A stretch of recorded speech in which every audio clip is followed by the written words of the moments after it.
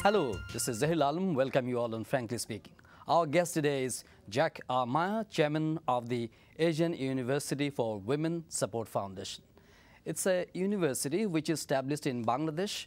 Mr. Jack Meyer is one of the key patrons of the university. Jack is from United States and he is a senior managing partner of Convexity Capital Management LP, which is located in Boston.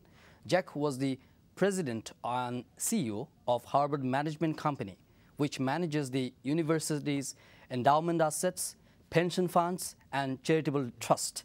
Prior to this, Jack worked as chief investment officer of Rockefeller Foundation, and he received a bachelor degree of science from Denison University.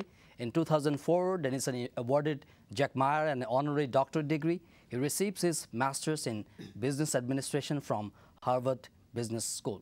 Welcome, Jack Meyer, on Frankly Speaking. Thank you. Nice to be here. Yeah, we know you're here for a launching program of an unique university which is already set up in Bangladesh, in Chittagong virtually.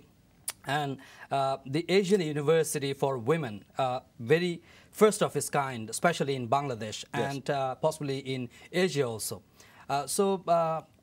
What drives you, what made you interested to involve with such a unique project in Bangladesh? I think this project will have as great an impact on the world as any project you can imagine. Our idea, in a nutshell, is to give an exceptional education to a relatively small group of women, 500 a year, with the expectation that they will spread out across the region, embed themselves in the private and the public sector, and change the world. That's what we have in mind. But where from the ideas generated first? Well, the visionary behind this project is Kamal Ahmed. And he's been thinking about it, yes he is, and he's been thinking about this a long time. I first met Kamal at the Rockefeller Foundation in New York when I worked there.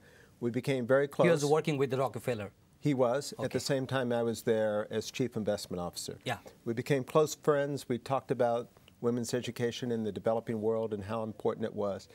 I left Rockefeller in 1990, went to Harvard, but I kept in touch with Kamal. And so when he called me in 2000 and said, I'm going to do it, I knew exactly what he had in mind. Yeah. And so I immediately signed up. Okay. But what are the most special features of the university? Because you are terming this university, or everybody is looking at the university as a unique something in terms of its functions or activities. Let me list a few. Yeah. First, it's a 5-year program, 3 years undergraduate with a focus on liberal arts, which is unusual for the region, and then 2 years of professional training, perhaps in computer sciences, perhaps masters in business administration, maybe something in the environment, public policy, education. So you get both the liberal arts combined with the professional training, because we want these women to be very employable when they graduate. Okay. So that's a bit unusual. So I'd put that at the top of the list. But as an important, I would say, the focus of this university is going to be on critical thinking, problem solving, leadership, communication. We want people who can cause change, movers and shakers. Too often, education is rote memorization for women. We don't want that. Okay. We want people who can embed themselves and make change. So it would be a new sort of curriculum? I mean, their academic life will be in different way? It's different than the traditional education throughout Asia, yes. This emphasis on problem solving, critical thinking. Okay. Right. Okay, so why you have selected Bangladesh especially to set up this A couple university? of good reasons. First of all, it's a vigorous democracy, and women have made progress here. Brock has contributed to that, of course, the Grameen Bank, and there have been good progress in primary and secondary levels, so we think it feels right for a university. Secondly, and importantly, Bangladesh granted a charter that provides for academic and institutional freedom. That's very important to a first-class university, and we were very pleased to get that. I would add also that Bangladesh has been quite generous in granting us a tract of land 120 acres just outside of Chittagong, nice rolling hills. Okay. And so they've been very enthusiastic about it. And I would add one more point. We think it's the right signal. Let's put this university right in the heart of the problem, in effect. We know that Bangladesh has a lot of poverty. Perhaps we could have put it in Singapore or something. Wrong message. Let's put it right there where it's most needed. So we're very happy that we selected Bangladesh. And it's but this university is not solely designed for the Bangladeshi student, isn't it? Absolutely right. This is going to be a regional university. In our first class of students, we do have students from Bangladesh, also India, Pakistan, Sri Lanka, Cambodia, and Nepal. And eventually that list will expand to include probably 15 different countries. Bangladesh will always have at least 25% of the students, but it's truly a regional university. We want that diversity. Okay, but how many seats or how many quotas have been reserved for Bangladeshi students here? Bangladesh will always have 25%. That will be the minimum that they will have. Okay. So 25% of whatever the student body is. Our initial target is 5 years, 500 students per class, 2,500. So Bangladesh will always have a quarter. In our first class, the Access Academy, Bangladesh has fairly close to 50%. It's higher than that. Oh, okay. Jack, is there any other way that the way Bangladesh can be benefited more through this university? How do you look at the whole thing? Well, this university will definitely benefit Bangladesh, but I want to be clear, it's not just about Bangladesh. It's really about the region. We want young women from all over, talented young women, and we want them to go back to their region, and we want them to keep up the network, talk to one another, understand how they think differently one for another. So it's regional. But in terms of Bangladesh, it's going to be great for Bangladesh because this will be truly a center of excellence if we can build it out as we hope to. And people will be coming to visit the university. Scholars, presenters, except academics, students. It's going to be a beacon for Bangladesh. It could be very powerful. But why only for women, Jack? Well, a couple of reasons there as well. There's no doubt that women's educational opportunities are far less than those for men, particularly at the higher level of education. We want to send a message that women's education is valued, and so we want to put together a first-class university to strongly send that message.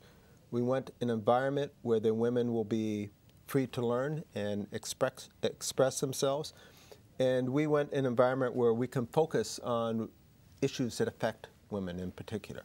So we think the combination of those things is going to make for a great learning environment. Jack, I mentioned that you are one of the key patrons for this university. Who are the other patrons? I know that Nobel laureate Professor Yunus is also with you. With the university, and our chief advisor is also one of the chief patron. So who are other guys get involved with this huge project? Right. Well, on the fundraising side, we have, of course, the Gates Foundation that has been very helpful to us, and we also have Goldman Sachs and a nice list of foundations both in the U.S., and we're beginning to develop some outside that as well. We have several boards. We have the board of directors to the foundation, which I share, but we also have a board of advisors here in Bangladesh. Okay. And Dr. Yunus is on it, and the Honorable Chief Advisor has been on it, and Rokia Raman, I believe, you may talk with her as well, is on it. So it's a good supportive list. So what are the role specifically the support foundation from your side? What you will do for this university? This is only extending your assistance in terms of money, or in any other way you are going to extend your cooperation to this Well, university? in the early days, initially, the support foundation basically did everything, okay. right? Ranging from fund collecting to everything? Everything. The academic planning, okay. right? The fundraising, the planning of the master plan for the university, et cetera, everything. What will happen is when the university itself is up and running, it will have a board of trustees. and very likely several people from the Support Foundation will join that Board of Trustees, but the authority and responsibility for running the university will shift from the Support Foundation to the Board of Trustees. Okay. And the Board of Trustees will not be centered in Cambridge as it is now. It will be centered here in Bangladesh, here in Asia. How many students so far enrolled this academic session? In our first year, the Access Academy, which I think you know is the prep school for the university, where women need a little brushing up on their English, math, computer skills, that has 129 students. Already enrolled? Already enrolled. They started in April. And I should tell you this about these students. We were uncertain when we solicited applications how many we would get. You know, we thought this is a great idea. How about if nobody shows up? But we were very pleased. We targeted 6 countries. How many? 6 countries. We got 1,200 applications in a fairly short period of time. And we said, well, we better cut this off. And we, did some testing and interviewing. And we thought, okay, we'll send out 140 acceptances. And again, we were uncertain how many people would accept our invitation to attend. And we thought maybe we would get 100 or so. Well, we got back 130 acceptances out of the 140 invitations we sent out. I want to point out that that's a higher yield than what Harvard University has. I just thought I'd let you know that. Jack, so we were very pleased. Okay. Jack, what really drives you to get involved with this project? Okay, let me answer that on 2 levels. And I know you contributed a huge amount of money for this university. I'm very enthusiastic about this university. At least $4 million. I won't comment on the specific amount, but yes, it's been quite a bit, and I hope to contribute more in the future. I think this is a great idea. So 2 things. Number 1, I'm in the investment business. The interesting thing about the investment business is that you're certainly not right all the time. In fact, if you're right 52% of the time, you're sort of a genius. And what I like about this project is I know that we're right. I know that this is a great project, and that makes me very enthusiastic about it. The second thing I would say is most of us work hard, try to lead good lives, but we seldom have the opportunity to do something that's significant, truly great in the best sense of that term. If we can build this university as we hope to, it's going to affect the lives not only of the young women, but their families, the community, the region, their countries, frankly, as a whole, the whole world. And that's really something to wake up to each morning. That's very exciting.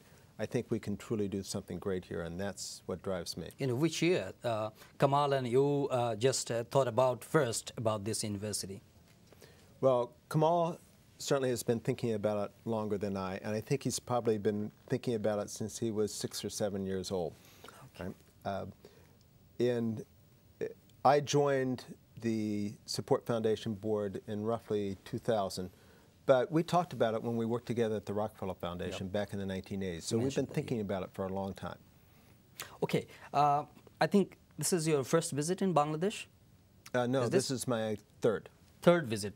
So by this time, you may have acquainted with the problems, especially the women folks being faced in Bangladesh particularly. So what are the biggest challenges for the women folks so far you have experienced or witnessed in Bangladesh? Well, boy, there's a pretty long list. If I gave some generalities, I would say they're ignored, they're devalued, occasionally debased, and those sets of problems accumulate. So if you look at what happens to them in terms of their educational opportunities and subsequently their property rights and the way their marriages work and their way they are unable to make good decisions because they have not been well educated, it accumulates and results in a pretty difficult life. But is it the situation right now prevailing in this country, is it very positive or encouraging for the foreigners like you who are visiting and observing the situations? Is it positive the Bangladesh is heading towards in terms of empowering their women folk? I think the situation is far better in Bangladesh than what most people in the West perceive. Okay. I don't think Bangladesh gets appropriate press in the West. And so certainly the poverty level is very high. Yeah. And you've had a very difficult year and a half in terms of cyclones and floods and avian flu and the price of gasoline and rice shooting up. It's been very difficult. And you have the election difficulties. Yet the country has really been quite stable throughout this. And there are many statistics that are quite encouraging. But it's relative stability because the country is under emergency now. It's, yes, but I think the Western view of the difficulties that Bangladesh is experiencing with its government elections, etc., Yep. is distorted. Right? Now, we don't know precisely what's going to happen with the elections, but there's hope that they will come off pretty soon, and great progress, I understand it, in terms of the voting cards. Exactly. It's, frankly, those voting cards are something that many Western countries would probably be very interested in. Yeah. So I'm just saying that I don't think Bangladesh gets a fair shake in the West. And in terms of promise, if you look at the rate of change in many of these measures, it's good. It's starting from a very low level, but progress is being made. I'm optimistic. Yes. Yeah, but well, it's true that Bangladesh have been suffering from immense crises in many areas, ranging from natural disasters to poverty, extreme grinding poverty. But how to get over? How to brand Bangladesh in a positive way? Do you have any suggestions about that? You know that you also mentioned that Bangladesh doesn't get the very good coverage in the Western world as it deserves. But how to get over? How to project properly? Well, that question. Though the responsibility lies with us. Yes, I was going to say, yes, Bangladesh needs a better PR agent, right? It has to get its story out a little bit better. There's been improvement across a lot of measures, and it's not reflected in the West. Quite frankly, that's made it harder for us to raise money, right? Now, when the elections were postponed and there were those difficulties, and we would talk to people and they would say, Bangladesh, aren't there troubles over there? Isn't there serious violence, right? And the situation is better than most people in the West perceive. And I think it's worth a real concerted effort to turn that around, because if you're interested in investment, and we're interested in fundraising, it'd just be nice to fix that. Yeah. Well, let me move on to another point. I know the United States presidential elections is nearing fast. So how do you look at the prospect of the Democratic presidential candidate Senator Obama and the Republican Senator John McCain? Your evaluation on that? Well, clearly I'm not an expert in that area, but I will say that the gap seems to be widening, and Obama looks as though he's going to capture this race. And I will say, for the image of the United States around the world, that's going to be a terrific outcome. I think it will surprise the rest of the world and make them perceive the United States a bit differently than they have been perceiving it. That will be a good thing. But what makes different Senator Obama than that of his counterpart, Senator McCain?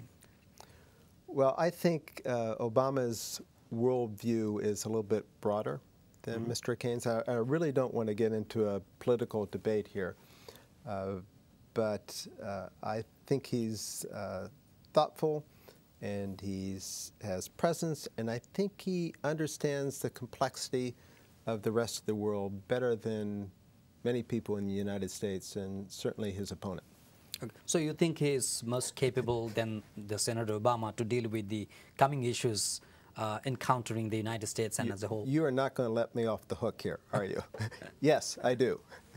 Okay. But I know, Jackie, you have been working with a financial organization like Convexity Capital Management LP. I have. Well, I've been in investment management most of my career. Yes, okay. In fact, all of my career. So, okay. Yes.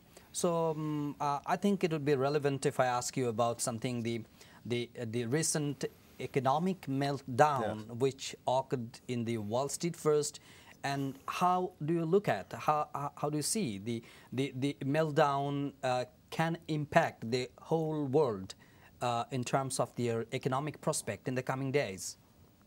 It's going to impact the whole world. I think we're in for a pretty nasty recession. That's on the negative side.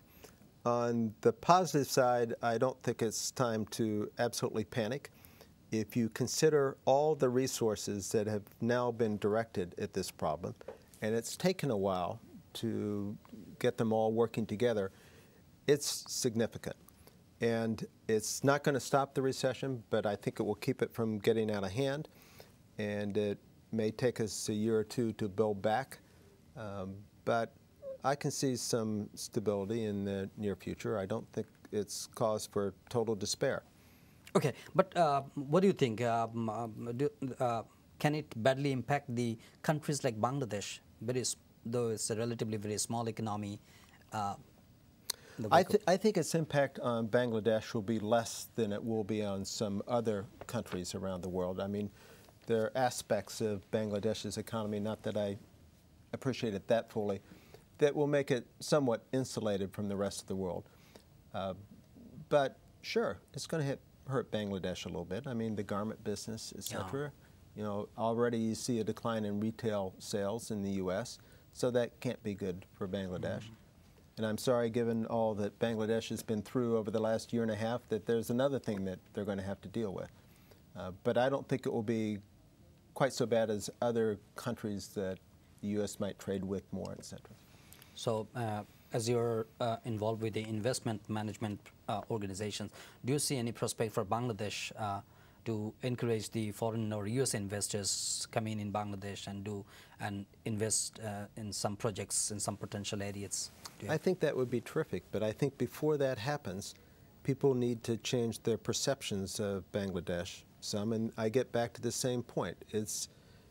It needs a PR agent because the Western press is not covering it in an accurate manner. Okay. So my last question is about your visiting third time Bangladesh, and what's your overall perception about the Bangladeshi people, about the Bangladesh? Well, it's a complicated place, Bangladesh, and a long list in terms of politics? Well, politics, demographics, just population, the big sets of problems, environmental issues, flooding, etc. It's a complicated set of problems. But again, as I said earlier, I'm encouraged with the way the country seems to be dealing with them. It has a long way to go, but I'm optimistic. And I'm very fond of the Bangladeshi people. I mean, certainly the people I've met are great people. I mean, their hearts are in the right place, and so that's important. Thank you very much, Thank Jack you Meyer, very much for joining us on Frankly Speaking. Thank you. And we appreciate your contribution for the Asian University for Women. Great. Thank you very much. Thank you. Dear viewers, we invite you to watch our next episode. Until then, do take care and bye-bye.